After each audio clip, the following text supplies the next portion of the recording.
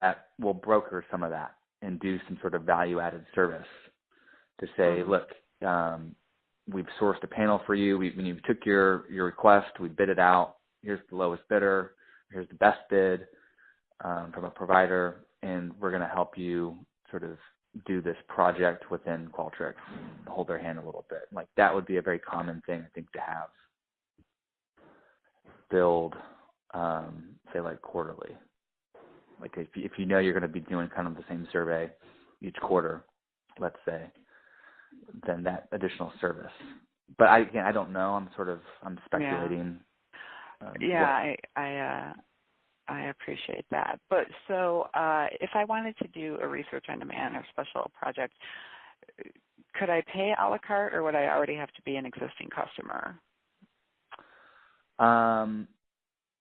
You would already be an existing customer. That's what I thought. And I'm pretty sure that they would make you get a license to the software platform to then be able to receive those services.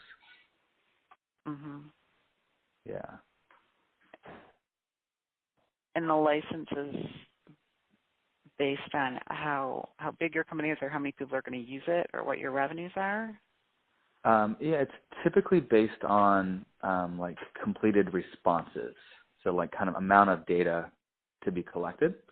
And so, you might say, I estimate as a customer, I'm estimating that I'm going to need to be able to collect 100,000 responses during my license term this coming year.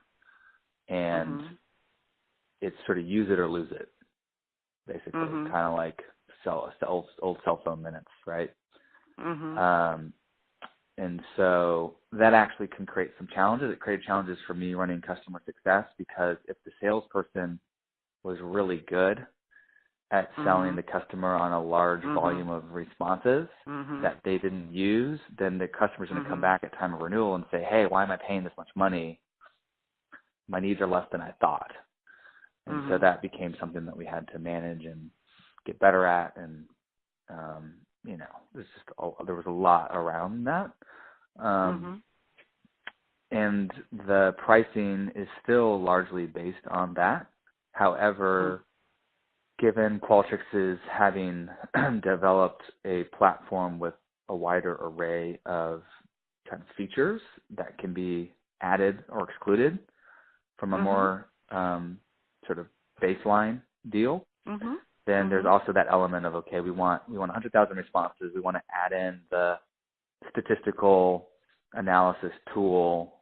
And so you start to get a bit more of a Chinese menu where you add in different parts, and it changes the price that you pay.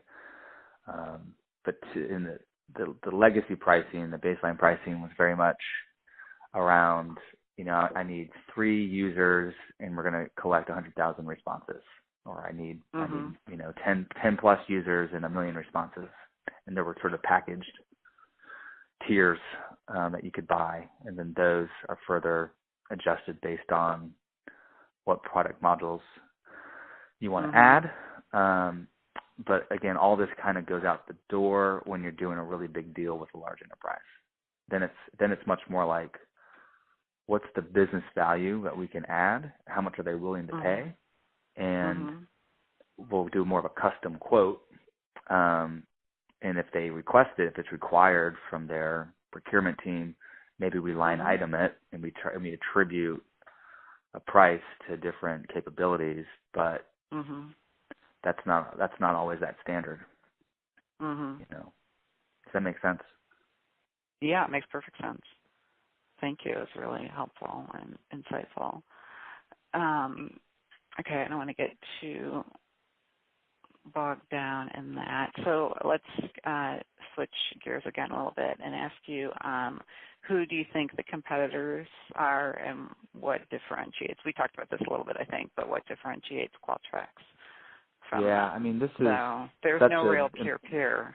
I was going to say, this is such an important question, and it's also really layered and nuanced because of the way that Qualtrics is positioning itself. So to walk you through it,